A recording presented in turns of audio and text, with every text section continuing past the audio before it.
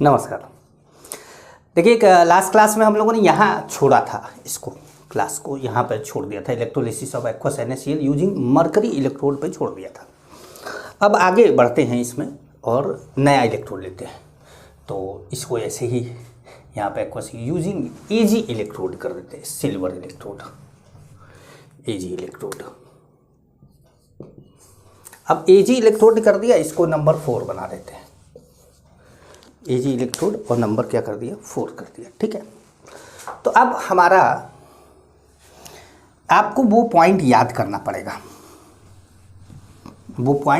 पड़ेगा, जिसमें ये बोला गया था कि पहली बात तो इलेक्ट्रोड के रूल्स फॉर चूजिंग इलेक्ट्रोड, उसमें ये बोला गया था कि अगर इलेक्ट्रोड किसी मेटल का है तो एनोड पे रिएक्शन हमेशा उस मेटल की होगी, आयन चाहे जो भी हो।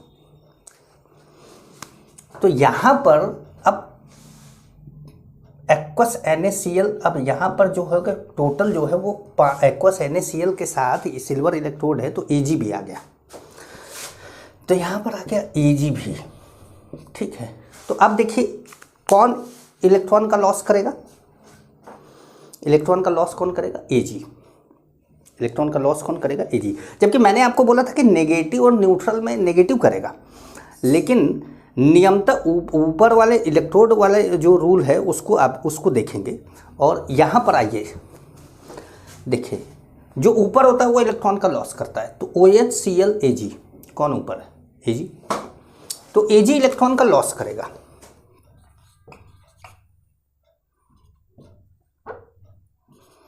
Ag इलेक्ट्रॉन का लॉस करेगा।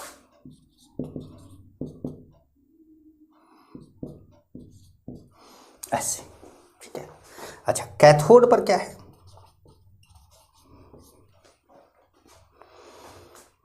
कैथोड पर क्या है, कैथोड पर है Na प्लस, H प्लस और Ag। सॉरी, कैथोड पर है Na plus, H plus and Ag plus, जो कि अभी अभी इससे बना है। तो भाई सारे कैटायन लेने हैं ना आपको, Na प्लस भी लेना है, H प्लस भी लेना है, Ag प्लस भी लेना है। अब इलेक्ट्रॉन का गेन कौन करता है, जो नीचे होता है। इलेक्ट्रॉन का गेन कौन करता है, जो नीचे होता है। तो Na, H और Ag में नीचे कौन है, तो आप जानते हैं कि H के तो नीचे Ag है और H के ऊपर Na है, तो नीचे कौन हो गया, Ag हो गया। तो Ag प्लस ही इलेक्ट्रॉन का गेन भी कर लेगा। अब बनाएगा Ag सॉलिड। मामला को समझ में आया, ध्यान समझिएगा। क्यों बोला गया था कि पहले के एनोड के रिएक्शन को देखा जाए, पहले क्यों ऐसा बोला गया था, क्योंकि एनोड के रिएक्शन को देखने से एनोड पर भी एक कैटायन बनता है। जो कैटायन पहले से उपस्थित कैटायन के अलावा एक नया कैटायन होता है, और ये नया कैटायन भी कैथोड पे चला जाता है। Na प्लस, H प्लस तो था ही, Ag प्लस भी आ गया, इसीलिए पहले एनोड को बोला जाता था। अब इन तीनों में इलेक्ट्रोकेमिकल सीरीज के हिसाब से जो नीचे होगा वो इलेक्ट्रॉन का गेन करेगा, जो ऊपर होगा वो इलेक्ट्रॉन का लॉस करेगा। ठीक है, तो आखिर लेकर कस्तूरबा का नाम में Na पहले ही आ गया। अल्लाह मैंने जन्नत फेरी कैडबरी को निसंकोच फाड़ो। ठीक है, कैडबरी को निसंकोच फाड़ो, और उसके बाद फिर यहाँ से चालू हुआ ये। तो अब सोडियम सबसे ऊपर है, उसके बाद हाइड्रोजन है, उसके बाद कौन है, Ag है। तो जो नीचे है वो इलेक्ट्रॉन का लॉस करेगा। तो लॉस कौन करेगा, सॉरी गेन करेगा, गेन कौन करेगा, Ag। ठीक है, अब इन तीनों में क्या था, जो ऊपर है वो इलेक्ट्रॉन का लॉस करेगा। अब इन तीनों में ऊपर भी Ag था और इन तीनों में नीचे भी Ag ही है, तो इसलिए गेन भी वही किया, लॉस भी वही किया। समझ पाए आप, बड़ा खतरनाक था। देखिए लिया NaCl है आपने, लेकिन NaCl का कुछ भी नहीं हुआ यहाँ पर। तो यहाँ पर कुछ पॉइंट आप लिखेंगे।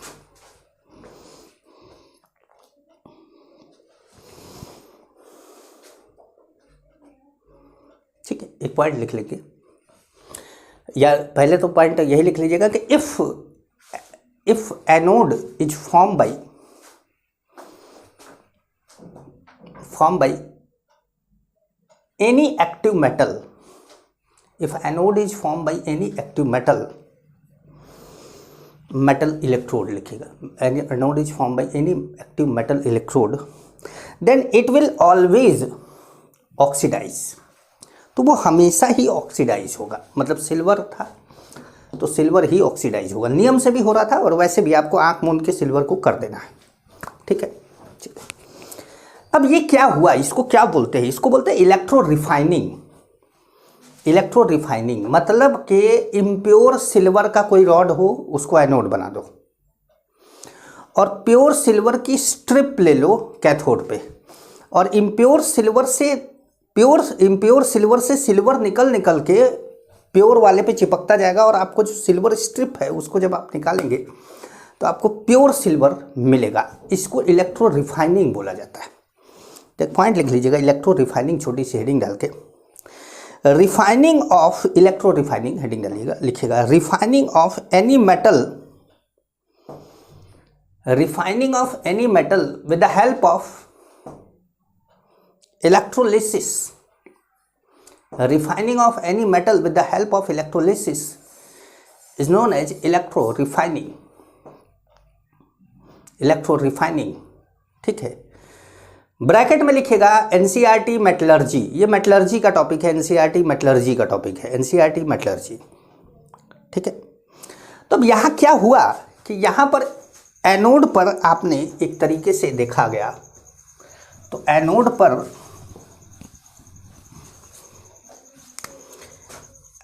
इलेक्ट्रो रिफाइनिंग में क्या करते हैं, एनोड पर क्या ले लेंगे, इम्प्योर सिल्वर ले लेंगे, अब कैथोड पर आपको प्योर सिल्वर मिलेगा। इम्प्योर सिल्वर का मतलब है कि उसके अंदर कोई और भी एलिमेंट की इम्प्योरिटी है, तो इम्प्योर सिल्वर से आपको प्योर सिल्वर मिलेगा। मान लीजिए सोना चांदी मिल गया तो आपको चांदी अलग हो जाएगा, सोना अलग हो जाएगा, ठीक है। अच्छा, अब क्या NaCl का, पानी का कुछ हुआ? नहीं, तो no change in pH, comma concentration and amount of NaCl।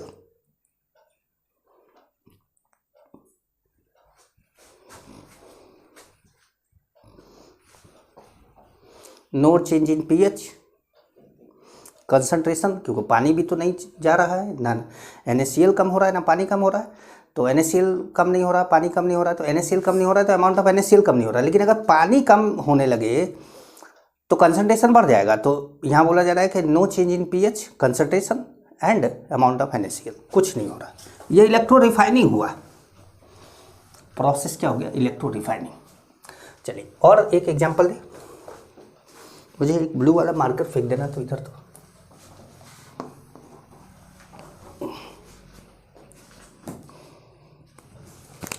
हाँ, तो अब ये क्या है, पांचवा electrolysis of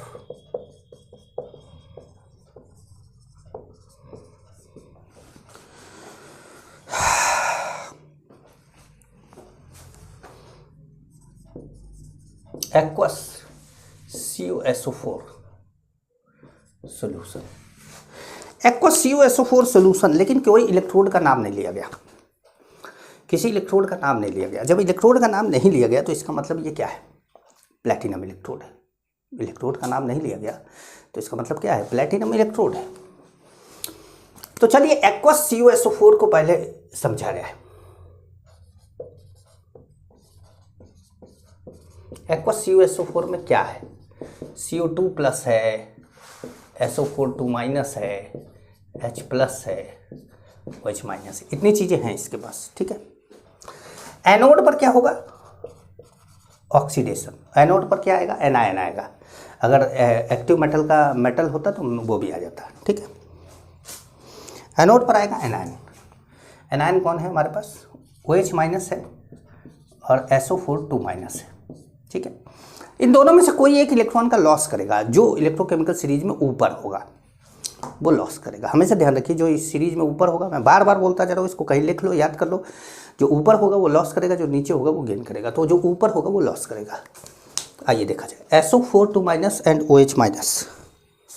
SO4 2 minus and OH minus में OH माइनस ऊपर है, इसका मतलब OH माइनस लॉस करेगा। तो OH माइनस ले लिया हमने,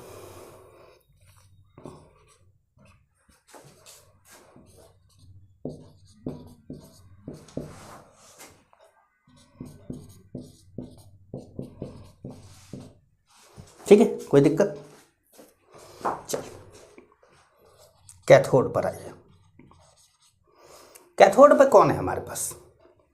कैथोड पे Cu2 प्लस है एंड H प्लस है। कैथोड पे इलेक्ट्रॉन का गेन होता है। गेन कौन करता है? जो नीचे होता है। देखिए H2 और Cu में नीचे कौन है?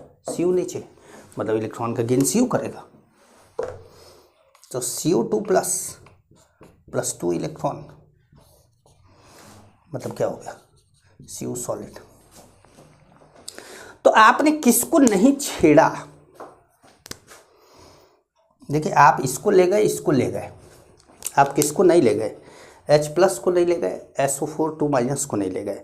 मतलब H प्लस और SO4 2 माइनस मिल के H2SO4 बनाने लगा, सोल्यूशन में H2SO4 बनाने लगा। जब H2SO4 बनाने लगा तो सोल्यूशन एसिडिक होने लगा। जब एसिडिक होने लगा तो pH क्या होने लगा? कम होने लगा। pH क्या होने लगा? कम होने लगा। तो ये बात भी लिखी जाए। लिखिए,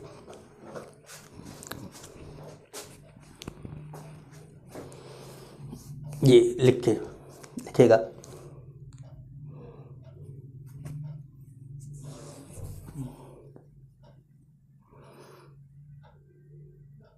during electrolysis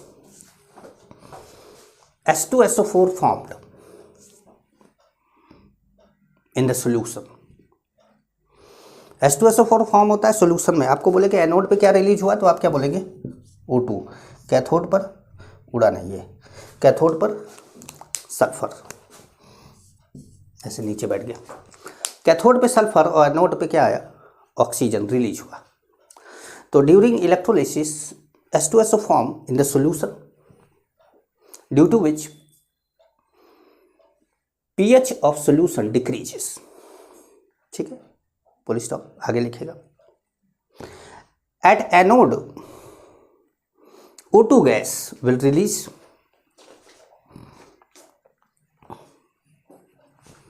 O2 gas will release। At cathode copper is formed। Copper क्या होता है? फॉर्म होता है, रेड ब्राउन कलर का आपको मिलने लगता है, कलर मिलने लगता है। ठीक है, pH डिक्रीज होने लगता है। ठीक है, क्या SO4 की कंसंट्रेशन में चेंज आया? आपको लगेगा pH डिक्रीज हो रहा है, H2SO4 बढ़ रहा है, इसका मतलब है कि SO4 2 माइनस बढ़ेगा। नहीं नहीं नहीं, SO4 2 minus no change. Concentration of SO4 2 minus में कोई चेंज नहीं हुआ। हाँ, SO4 2 माइनस पहले Cu के साथ था, Cu के कम होने से SO4 H प्लस के साथ जुड़ने लगा और H2SO4 बनने लगा, इसलिए pH घटा। SO4 2 माइनस तो उतना का उतना ही रहा। ठीक है, तो अब बात करते हैं आगे। छठा एग्जाम्पल लिया जाए। Electrolysis of aqueous CuSO4 solution using Ag electrode. चलिए मजे लेते हैं इससे। ठीक है, Ag इलेक्ट्रोड, चलिए इसको मिटा देते हैं क्योंकि हमें कैटायन एनायन के वो लिखने पड़ते हैं पहले, तो हम इसको मिटा देते हैं। सबसे पहले हमको एनोड का लिखना होता है, और एनोड पर हमारे क्या है? एनोड पर हमारे तीन चीज़ें हैं। एक तो सिल्वर है,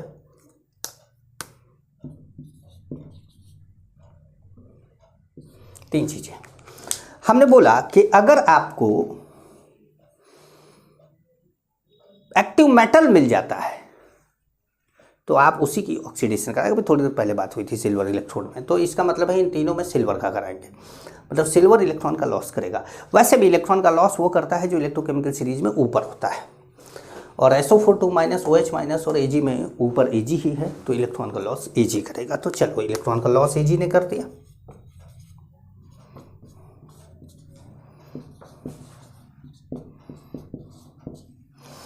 जब इलेक्ट्रॉन का लॉस Ag ने किया तो एक नया कैटायन बना Ag+। तो कैथोड पर दो कैटायन पहले से आने वाला था, कौन? Cu2+ H+। अब आपके पास एक और कैटायन आ गया, कौन? Ag+। ये नया कैटायन आया एनोड के रिएक्शन के बाद, एनोड की रिएक्शन की वजह से, एनोड से रिएक्शन, एनोड से इलेक्ट्रॉन इधर चलता है तो फिर वो कैटायन जो निकलेगा सोल्यूशन में जाएगा, तो वो भी तो सोल्यूशन का पार्ट हो गया ना। तो सोल्यूशन का पार्ट ये कैटायन और ये कैटायन तीनों हो गए। तो अब इन तीनों में जो नीचे होगा वो इलेक्ट्रॉन का गेन करेगा। तो अब देखा जाए H2Cu Ag, कौन नीचे? Ag है। तो अब फिर क्या हुआ, Ag+ ने इलेक्ट्रॉन लिया, Ag सॉलिड बना दिया। क्या हुआ?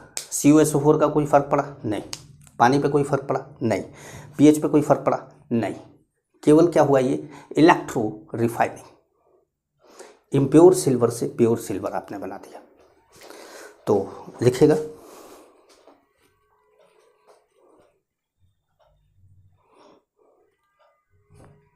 कुछ चीज़ें की बात करें, जैसे मिटा दें या इधर लिख देते, इधर लिख दें, क्योंकि इसको नहीं मिटा रहे ना, ये इसका काम बार बार पड़ रहा है। जैसे क्या हुआ, वेट ऑफ एनोड, एनोड किसका था? सिल्वर का, क्या हुआ? घटा। Weight of cathode, cathode silver का था, क्या हुआ? बढ़ा। सिल्वर चिपकता गया, उस पर बढ़ता गया। ठीक है। कंसंट्रेशन ऑफ Cu2+ क्या हुआ? No change. कोई चेंज हुआ क्या? नहीं। कंसंट्रेशन ऑफ SO4 क्या हुआ? No change. कोई चेंज हुआ क्या? नहीं। pH no change.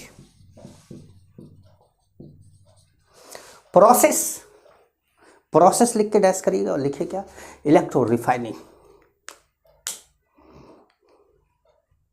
ठीक है, ठीक है। लेकिन ये इस तरह का जो कभी कभी क्या होता है कि इसको इलेक्ट्रोप्लेटिंग के रूप में भी यूज किया जाता है, तो एक पॉइंट लिख लीजिएगा। This concept is used in electroplating, plating, PLATING, plating.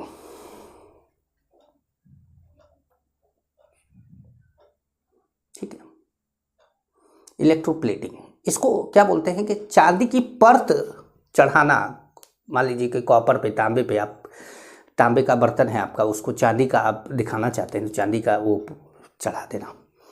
जैसे आपने देखा होगा कि अक्सर शादी ब्याह में ऐसा मैंने देखा कि बड़ी बड़ी एक मैं एक शादी में गया था, उसमें मैंने देखा कि बहुत बड़ी बड़ी जो पूजा के जो सामान थे और वो सब द्वार पूजा लगने के लिए, उसमें सब चांदी की थाल, चांदी का जो है घड़ा वड़ा सब चांदी का था। तो मैं एकदम आश्चर्यचकित था कि वाह, ये तो बहुत बड़े आदमी की शादी में आ गया मैं। तो फिर मैं जब मेरा दोस्त था जिसकी शादी हो रही थी, वो जो लड़की थी उसका भाई मेरा दोस्त था। तो मैंने उससे पूछा कि यार बहुत बढ़िया शादी कर रहे हो, ये लड़के वाले वो सब चीज़ें लेकर आते हैं? तो मैंने बोला कि ये यार चांदी का सारा चीज़ लेकर आए हैं तो बहुत महंगा है, बहुत भारी भारी हो गया तो बहुत महंगा हो गया, तो लाखों का माल है। तो बोला कि नहीं यार, वो ये चांदी की परत चिपकाई हुई है। मतलब कुल मिला जुला कर बात हुई थी तो इसमें 250 ग्राम चांदी लगा हुआ है। तो 250 ग्राम चांदी का मतलब जैसे उस समय 55-56 हज़ार रुपये किलो शायद था चांदी। तो मुझे लगा कि 250 ग्राम है, गरीब कहीं के। तो फिर मुझे बाद में पता चला, चल खैर इलेक्ट्रोप्लेटिंग है। तांबे के बर्तन पे चांदी का लेप लगाकर, चांदी के बर्तन पे सोने का चढ़ाकर, और उससे जो है आप, जैसे कि आपको सोने की साइकिल चलानी है तो आप लोहे पर सोने का जो है लेप लगा दीजिए, पेंटिंग कर दीजिए उस पर मस्त एकदम। ठीक है, चलिए एक और लेते हैं। Electrolysis of AgNO3, aqueous AgNO3, 7 वाले लेते हैं।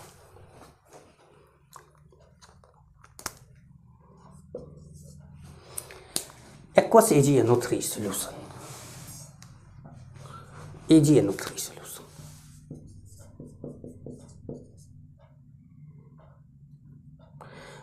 चलो एक्वस AgNO3 लिख दिया तो सॉल्यूशन अपने आप हो गया। ठीक है, आइए इसको भी देख लिया जाए कि क्या मामला है।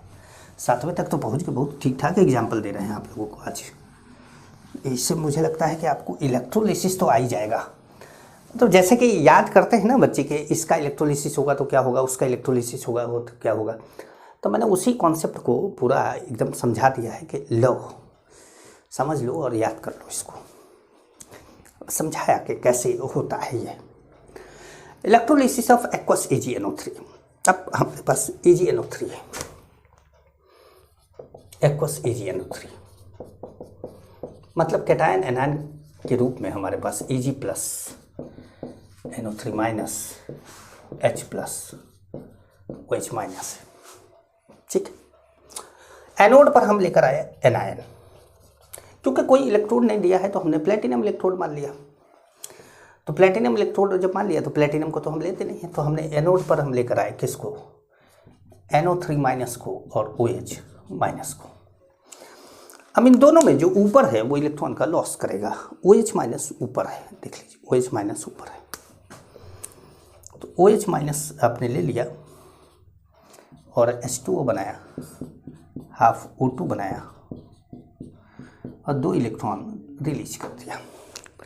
यहाँ से O2 रिलीज हो गया, हवा में चला गया। ठीक है, कैथोड पर क्या हुआ, कैथोड पर आपको मिला क्या, Ag plus and H plus.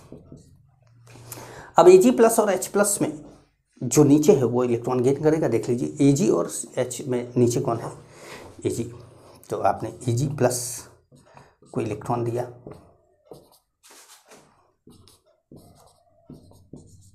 Reaction balance कर रहे हैं 2 इलेक्ट्रॉन। ठीक है, तो Ag क्या हुआ, कैथोड पे रिलीज हुआ, Ag कैथोड पे रिलीज हुआ और एनोड पे कौन रिलीज हुआ, ऑक्सीजन। तो ये बात आप लिखेंगे कि नीचे पॉइंट लिखेंगे, तो oxygen released at anode. Next point,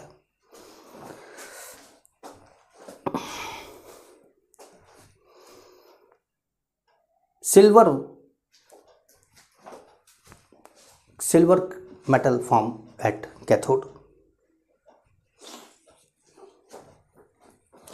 ठीक है, अब सॉल्यूशन में क्या बच गया, सॉल्यूशन में बचा NO3 और H प्लस, NO3 और H प्लस, HNO3 एसिडिक हो गया। तो आप लिखेंगे कि pH of solution decreases due to formation of HNO3, due to formation of HNO3। Next point, NO3 minus की कंसंट्रेशन में क्या बोलोगे, नो चेंज। भाई NO3 माइनस जितना था उतना ही है, बस H प्लस से जुड़ता गया। तो NO3 माइनस में तो कहाँ चेंज हुआ है, कुछ नहीं। ठीक है, अब बात करें 7वां 8 वाले लेते हैं, ऐसे ही एग्जाम्पल लेते जाते हैं, कुछ आपको समझाते जाते हैं। Electrolysis of aqueous ZnSO4। ठीक है, समझिए सबका कॉन्सेप्ट अलग अलग है, हमेशा एनोड कैथोड अलग अलग हो जाएगा, ध्यान रखना है आपको। अच्छा, एक्वस ZnSO4 जो होगा वो क्या देगा आपको, वो Zn2 प्लस देगा, वो SO4 2 माइनस देगा, वो H प्लस, वो H माइनस, पानी है ना, वही पानी है, तो H प्लस OH माइनस, ये हो गया।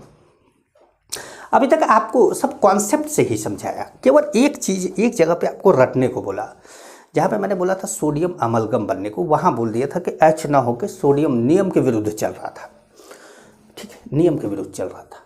तो अब ये एनोड पे कौन आ गया, एनोड पर आ गया OH माइनस और SO4 2 माइनस।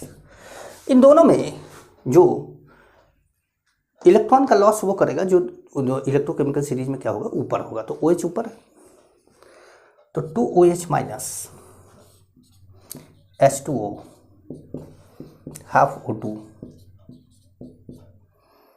Plus 2 electron. तो यहाँ पर तो रिलीज हो गया कौन, O2 गैस रिलीज हो गया, ठीक है। कैथोड पर कौन है, तो कैथोड पर है Zn2 प्लस और H प्लस, दो चीज़ें, Zn2 प्लस है और H प्लस है। अब इन दोनों में कैथोड पर क्या होता है, इलेक्ट्रॉन का गेन होता है, कैथोड पर क्या होता है, इलेक्ट्रॉन का गेन होता है। अब गेन कौन करेगा, गेन कौन करेगा, इन दोनों में गेन कौन करेगा, तो गेन वो करेगा जो इलेक्ट्रोकेमिकल सीरीज में नीचे होगा। तो देखिए ये है जिंक और जिंक के नीचे कौन है, हाइड्रोजन, तो गेन क्या करा कौन, इलेक्ट्रॉन का, हाइड्रोजन। तो 2H plus plus 2 electron gives H2 gas, ठीक है। क्या नहीं कम हुआ,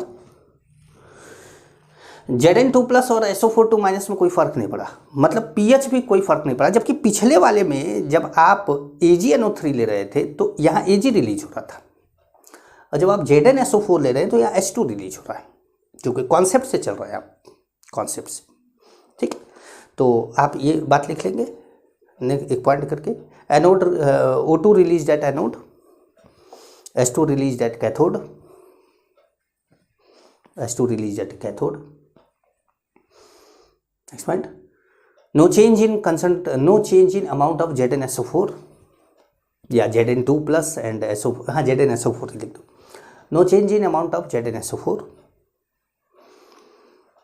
concentration of solution increases, क्यों, क्योंकि पानी कम होता जा रहा है, पानी कम होता जा रहा है, भाई वाटर ही तो इलेक्ट्रोलाइज हो रहा है, तो पानी कम होता है, कंसंट्रेशन ऑफ सोल्यूशन इंक्रीजेस, ठीक है। Next point, no change in pH, pH में कोई चेंज नहीं होता है,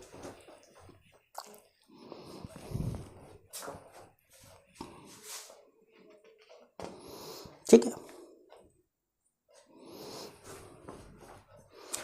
अच्छा 9वां लेते हैं, 9वां इलेक्ट्रोलिसिस ऑफ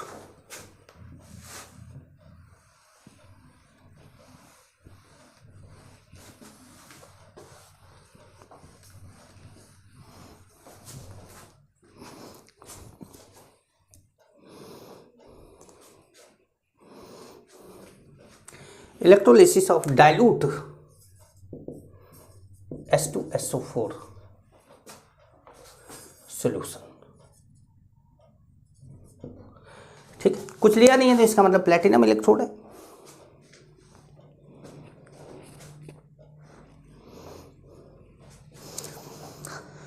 कुछ लिया नहीं है तो इसका मतलब क्या है, प्लेटिनम इलेक्ट्रोड है,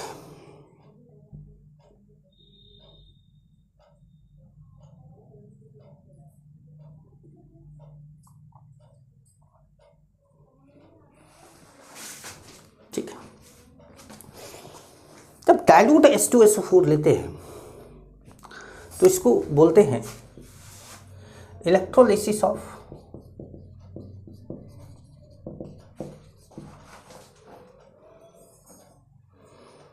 H2SO4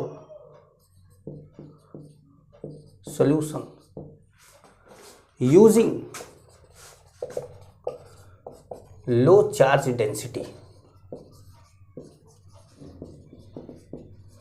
ये ध्यान रखिएगा कि मतलब इसको बोलने का एक और तरीका है, डाइल्यूट H2SO4 को बोलने का तरीका है electrolysis of H2SO4 solution using क्या, लो चार्ज डेंसिटी, ठीक है। अब देखिए, अब यहां पर क्या होता है कि आपके पास H2SO4 है, एक्वस H2SO4, ठीक है। अब ये क्या दे दिया, H plus HSO4 minus OH minus, ठीक है,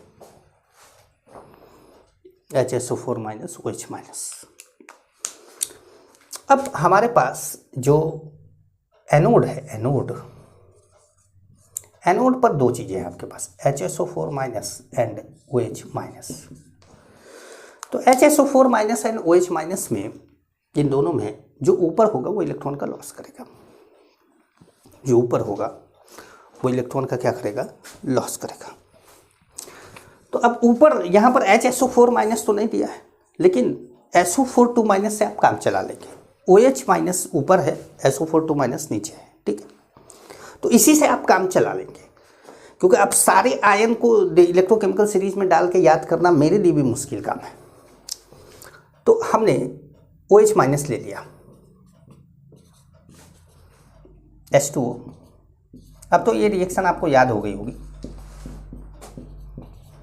ठीक है। अच्छा, कैथोड पर क्या है, कैथोड पर तो एक ही है, कोई केवल H प्लस, कैथोड पर केवल क्या है, H प्लस ही है भाई, दूसरा कोई प्लस है नहीं। तो आप दो H प्लस क्या करा, दो इलेक्ट्रॉन लेकर H2 गैस रिलीज कर दिया, H2 गैस रिलीज कर दिया, ठीक है। चलिए अब एक और लेते हैं, 10वां।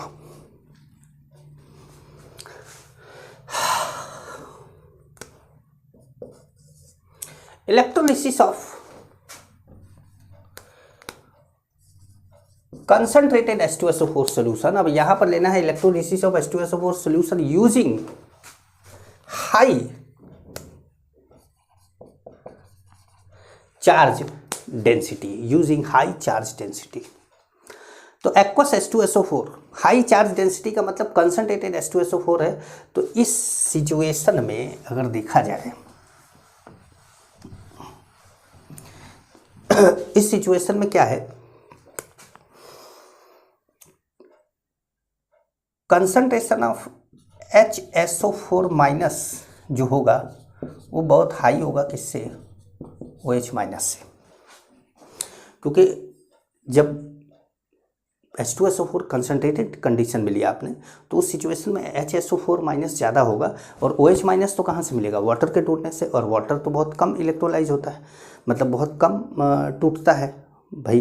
1 लीटर वाटर ले लीजिए तो 10⁻⁷ मोल H प्लस और 10⁻⁷ मोल OH माइनस, या बोल सकते हैं 1.8 इंटू 10⁻⁹ अल्फा की वैल्यू होती है इसके, 1.8 इंटू 10⁻⁹ अल्फा की वैल्यू होती है। अल्फा इतना कम होना मतलब एक तरीके से डिसोसिएट ना होना, एक तरीके से डिसोसिएट ना होना।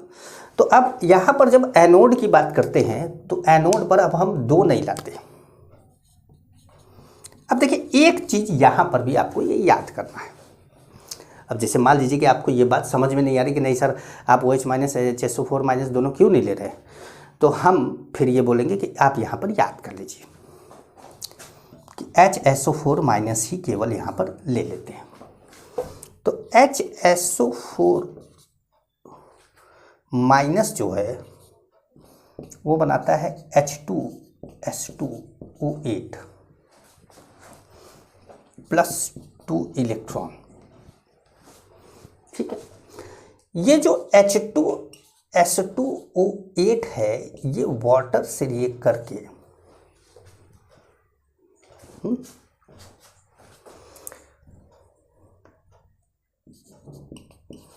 वाटर से रिएक्ट करके बनाता है H2S2O7 प्लस H2O2।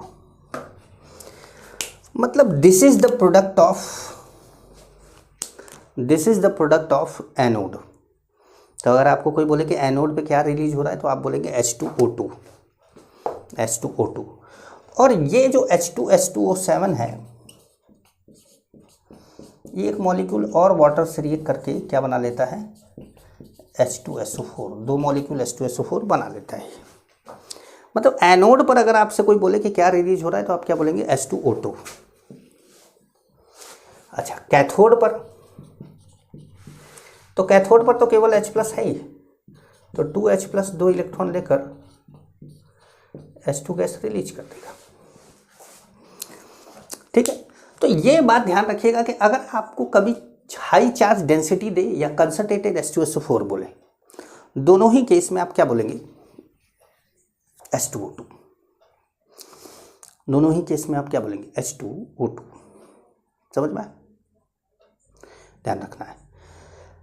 और हमेशा एक बात का ध्यान रखिए, मैं एक पॉइंट नोट करके लिख लीजिएगा कहीं पर, कि अगर आपके पास आपको कुछ बोले ही ना, कंसंट्रेटेड भी ना बोले, डाइल्यूट भी ना बोले, हाई चार्ज डेंसिटी भी ना बोले, लो चार्ज डेंसिटी भी ना बोले, सीधे एक्वस H2SO4 सोल्यूशन का आपको इलेक्ट्रोलिसिस करा दे, तो आप बोलेंगे कि सर अब क्या करेंगे एनोड पे? तो अब एनोड पे आपको ऑप्शन H2O2 अगर मिलता है, ऑप्शन में H2O2 मिलता है तो उसको टिक कर दीजिए, और अगर H2O2 नहीं मिलता है तब O2 टिक करिए। अगर दोनों मिलते हैं तो H2O2 टिक करिए, दोनों मिलते हैं तो H2O2 टिक करिए। मेरी बात समझ पा रहे हैं? ठीक है, तो ये बात हुई 10 तरह की इलेक्ट्रोलिसिस बताई। मेरे ख्याल से इतने में तो आप लोग अब समझ गए ही होंगे, और इतने में तो आप कर ही लेंगे।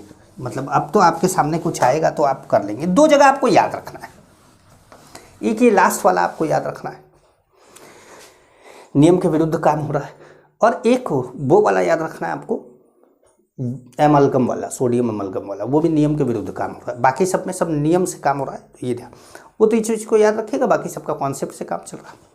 ठीक है, तो ये तो बात हुई थी क्वालिटेटिव एस्पेक्ट ऑफ इलेक्ट्रोलिसिस। अब बात करेंगे क्वांटिटेटिव एस्पेक्ट ऑफ इलेक्ट्रोलिसिस की।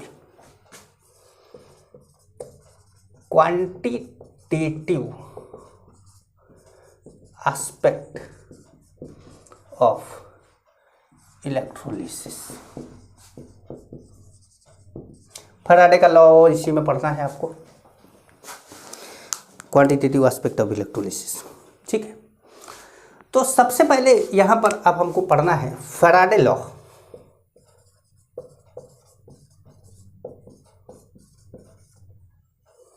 Faraday law, first law. Faraday का फर्स्ट लॉ क्या था?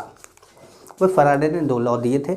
लॉ ऑफ इक्विवेलेंस में, मोल कॉन्सेप्ट में आपको पढ़ाया गया है, वॉल्यूमेट्रिक एनालिसिस में। वही लॉ है, इसका नाम फैराडे रख दिया गया है क्योंकि ये स्पेशली इलेक्ट्रोकेमिस्ट्री के लिए बोला जा रहा है, वरना वो है लॉ ऑफ इक्विवेलेंस जिसको फैराडे ने ही दिया था। ठीक है, तो चलिए इसमें लिखते हैं, amount of any substance, amount of any substance deposited, amount of any substance deposited or liberated, amount of any substance deposited or liberated at any electrode, मतलब चाहे चिपके चाहे वहां से लिबरेट हो। भाई एनोड पे क्या होता है? लिबरेट होता है। कैथोड पे क्या होता है? डिपॉजिट होता है। तो an amount of any substance deposited or liberated at any electrode is directly proportional to, amount का मतलब weight है, is directly proportional to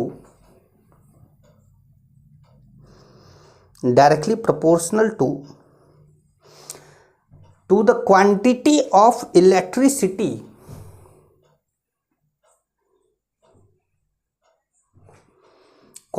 of electricity passed, मतलब जो पास हो रहा है उससे, passed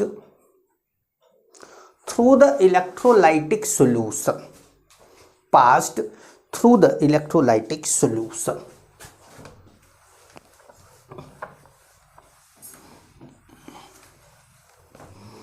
ठीक है, तो हमने मान लिया अमाउंट को W ग्राम, ठीक है, और चार्ज को Q, और Q इज इक्वल टू क्या है? IT है। तो फैराडे का फर्स्ट लॉ कह रहा है कि W डायरेक्टली प्रोपोर्शनल टू किसके, Q के, या कह रहा है कि W directly proportional to IT के। IT क्या है, I करंट है एम्पियर में, T टाइम है सेकंड में, ठीक है, और W मास है ग्राम में, ठीक है। जब प्रोपोर्शनलिटी का, I क्या है, करंट है, जब प्रोपोर्शनलिटी का मार्क हटाना होता है तो कांस्टेंट से मल्टीप्लाई करते हैं, और उस कांस्टेंट को सिंबल दे दिया Z। और Z क्या है, Z है इलेक्ट्रोकेमिकल इक्विवेलेंस, ठीक है, इलेक्ट्रोकेमिकल इक्विवेलेंट भी लिख सकते हैं। अब Z की वैल्यू होती है equivalent weight upon 96500, charge on 1 mole electron, मतलब 1 फैराडे, या Z इज इक्वल टू आप लिख सकते हैं E/9650। E क्या है, इक्विवेलेंट वेट है, ठीक है। तो अब आपका जो फर्स्ट लॉ ऑफ फैराडे है वो क्या आ गया, W is equal to EIT upon 96500। E क्या है, वेट ऑफ सब्सटेंस डिपॉजिटेड और लिबरेटेड, W क्या है, वेट ऑफ सब्सटेंस डिपॉजिटेड और लिबरेटेड इन ग्राम, और E क्या है, equivalent weight of that substance, जो सब्सटेंस डिपॉजिट या लिबरेट हो रहा है जिसके बारे में बात कर रहे हैं उसका इक्विवेलेंट वेट E है, और उसका मास ग्राम में W है। समझ पा रहे हैं? तो आप चाहे तो ये लिख सकते हैं, W क्या है, weight of substance in gram which deposited और liberated, weight of substance in gram which deposited और लिबरेटेड, और कैपिटल E क्या है, equivalent weight of substance which deposited और liberated, equivalent weight of substance which deposited और liberated. चलो, तो ये फॉर्मूला यहाँ पर लिख तो दिया है, इसको हटा के यहाँ लिख देते हैं। W is equal to EIT upon 96500, यहाँ पे लिख के छोड़ देते हैं ताकि फॉर्मूले की जरूरत पड़े। एक क्वेश्चन लिखते हैं, find the weight of sodium,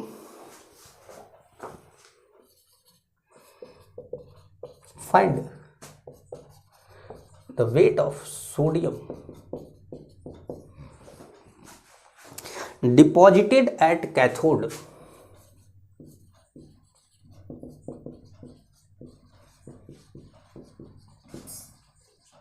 deposited at cathode if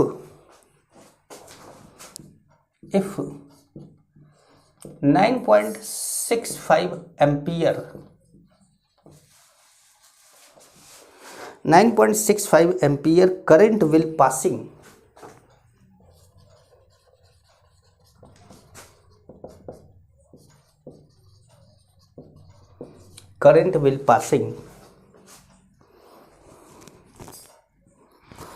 for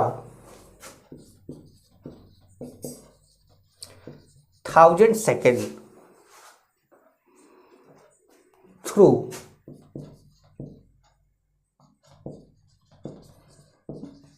molten NaCl। Molten NaCl से आपने किया, अगर कैथोड पे तो एनोड पे Cl2 रिलीज होता है।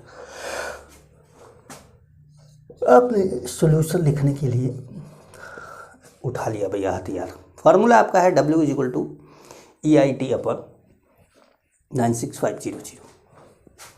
आपको I दिया है कितना, 9.65, टी दिया है कितना 1000, ई आपको पता है कितना 23/1, क्योंकि सोडियम का एटॉमिक मास 23 होता है और वो एक ही इलेक्ट्रॉन को देता है, एक मतलब 1 Na+ बनाता है, तो इसका n फैक्टर जो होगा वो 1 है, तो इसलिए 23/1 इक्वलेंट 23/1 हो गया।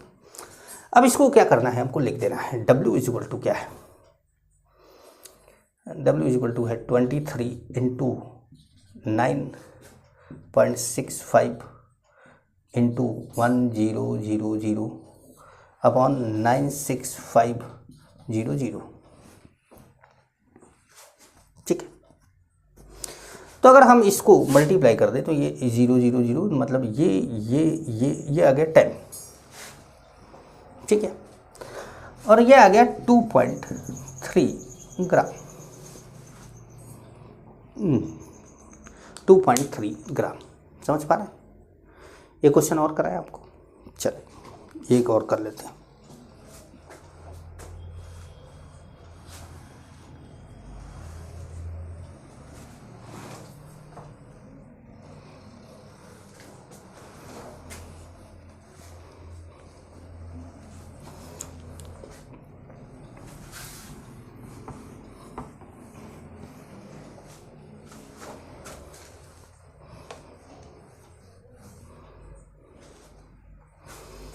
Find weight of copper deposited at cathode if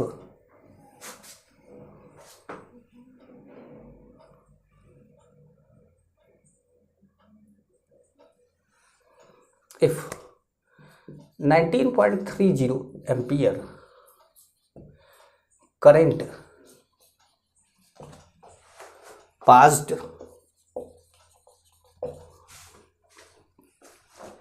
for 3 minutes 20 seconds through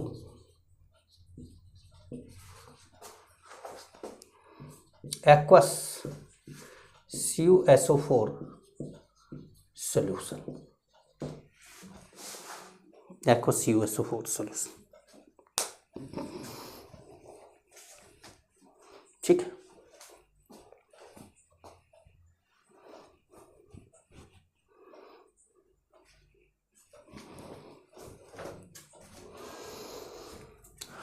aqueous CuSO4 solution। तो अब आपने क्या करा कि आपको Cu2+ सॉल्यूशन लिख दीजिए। इसको 2 इलेक्ट्रॉन लेकर Cu सॉलिड बना रहा होगा, इसका मतलब इसका n फैक्टर जो है वो कितना है, 2 है, क्योंकि इसके 2+ से Cu में चेंज हो रहा है, मतलब n फैक्टर 2 है। इसका n फैक्टर निकालने के लिए रिएक्शन लिखा है। ठीक है, अच्छा, तो E जो है वो E क्या है, E है 63.5 डिवाइडेड बाई 2, क्योंकि n फैक्टर से डिवाइड करना आपको। वेट क्या हो गया, weight W is equal to EIT, E कितना है 63.5, I 63.5/2, I कितना है 19.30, और टाइम सेकंड में लिया जाता है हमेशा, टाइम सेकंड में। तो 3 मिनट कितना हो गया 180 सेकंड, और 20 सेकंड 180 + 20 कितना हो गया 200 सेकंड, इंटू 96500। ठीक है, कुछ कैलकुलेशन ऐसा 0 0 0 0 2 2। ठीक है, अभी क्या हो गया 63.5 इंटू 19.3 अपॉन 965। ठीक है,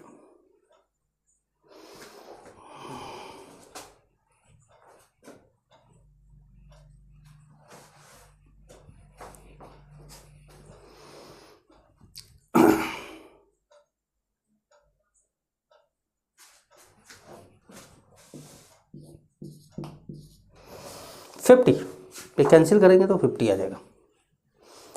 अब ऊपर 50 से अब इसमें क्या करना है, डिवाइड करना है इसमें, तो डिवाइड कर दीजिए।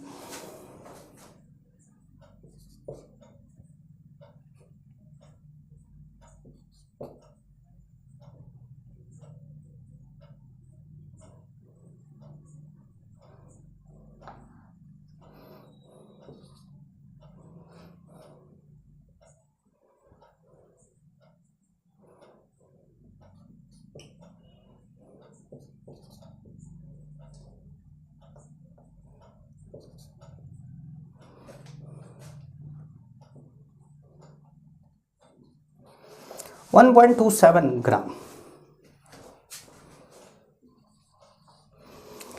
1.27 ग्राम। ठीक है, एक और क्वेश्चन दिया जाए आपको इस पर, क्लियर है, बिल्कुल समझ में आ रहा है आपको। चलिए,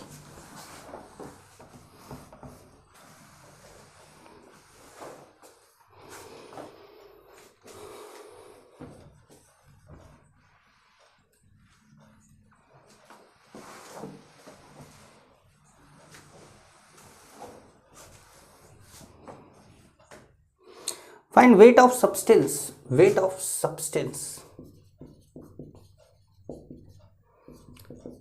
liberated at anode.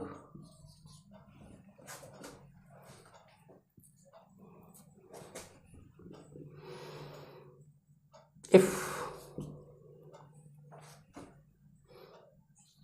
aqueous NaCl electrolyzed by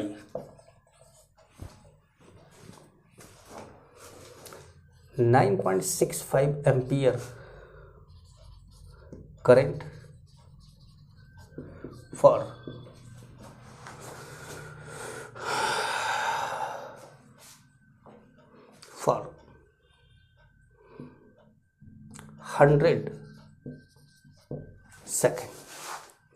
100 second.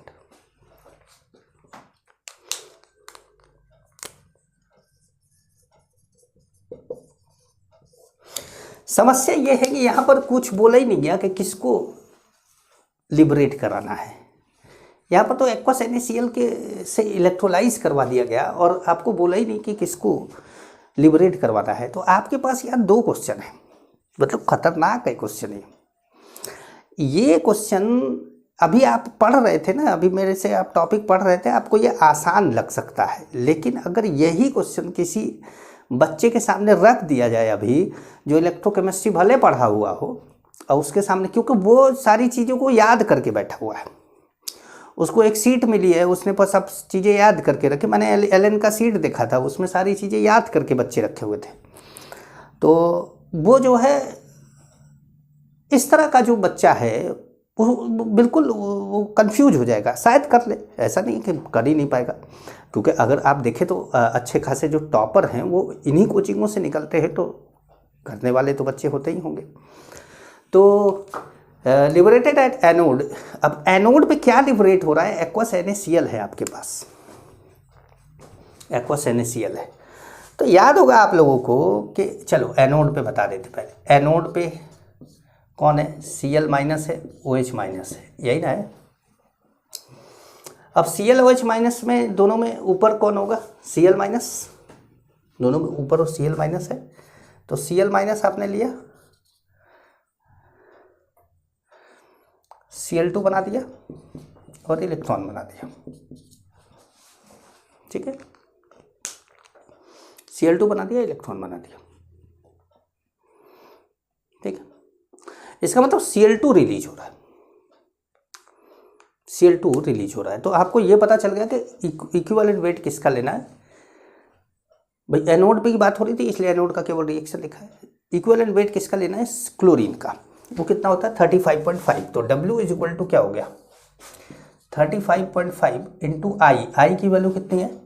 9.65 और T की वैल्यू कितनी है? 100। ठीक है, और ये हो गया 96500। ये हो गया 10 और ये हो गया 3.55 ग्राम क्लोरीन गैस। 3.55 ग्राम क्लोरीन गैस रिलीज हो रही है। अब ये ध्यान समझ के जो है करिएगा कि ये जो फैराडे का फर्स्ट लॉ है, ये केवल ये फॉर्मूला नहीं है W=ZIT या EIT/96500। इसके अंदर पूरा इलेक्ट्रोलिसिस का कॉन्सेप्ट घुस सकता है, जो अभी आपने 10 पॉइंट पढ़ा है। तो आपका काम ये है कि आप इन 10 पॉइंट को ठीक से पढ़ें, पहले खूब अच्छे से समझें। और मैं तो ये कहता हूँ कि आप पूरा का पूरा जो है पॉइंट है, इसको एक बार पढ़ने के बाद रैंडमली अपने आप को इनमें से कोई भी क्वेश्चन दीजिए कि इसका इलेक्ट्रोलिसिस करके दिखाओ, उसका इलेक्ट्रोलिसिस रैंडमली अपने आप को क्वेश्चन दे के और कर के देखिए। या 10 क्वेश्चन है आपके पास, आपने ये 10 क्वेश्चन को एक जगह लिख लिया, केवल क्वेश्चन लिख लिया कि इसका इलेक्ट्रोलिसिस कराओ, ये इलेक्ट्रोड है, इसका इलेक्ट्रोलिसिस कराओ, इलेक्ट्रोड नहीं है तो प्लेटिनम इलेक्ट्रोड है, इन सबको करके एक जगह लिख लिया और उसके बाद फिर कॉपी पे अपने आप करना चालू किया। जब आप खुद करेंगे तो आपको इस बारे में पता चलेगा, इल्म होगा आपको कि ये चीज़ें रिलीज होंगी कैथोड पे, ये एनोड पे रिलीज होगा। वरना इस तरह का जो क्वेश्चन आता है जिसमें आपको ऊपर छोड़ देता है कि आप बताइए पहले तो क्या रिलीज होगा और उसके बाद उसका वेट बताइए, क्योंकि इसी जगह पे अगर आप ऑक्सीजन रिलीज करवा देते हैं तो ऑक्सीजन रिलीज करवा देते तो वेट ऑक्सीजन का इक्विवेलेंट वेट ले लेते भाई, ऑक्सीजन का इक्विवेलेंट वेट ले लेते, या वो क्या पता आप Na+ रिलीज करवा देते। तो वो तो भरोसा कुछ नहीं है ना कि आपको इलेक्ट्रोलिसिस का कॉन्सेप्ट नहीं है, आप तो कुछ भी रिलीज करवा दे रहे हैं कि यार Na कराऊं या Cl कराऊं। मान लो यहाँ पे तो चलो Cl रिलीज भी हो रहा है तो NaCl में से कोई एक रिलीज हो रहा है। बहुत जगह तो ऐसा है कि आपने लिया कि CuSO4 लिया या सिल्वर इलेक्ट्रोड के साथ और Cu रिलीज ही नहीं हुआ, सिल्वर होने लगा, तो उस केस में फिर आपको ये ध्यान देना होगा। ठीक है, तो ये बात हुई हमारे फर्स्ट लॉ ऑफ फैराडे की, क्योंकि थर्मोडायनेमिक्स बार बार मुंह से निकलना चाहता है। फर्स्ट लॉ ऑफ फैराडे की, सेकंड लॉ ऑफ फैराडे अगली क्लास में पढ़ेंगे। ठीक है, तब तक के लिए नमस्कार।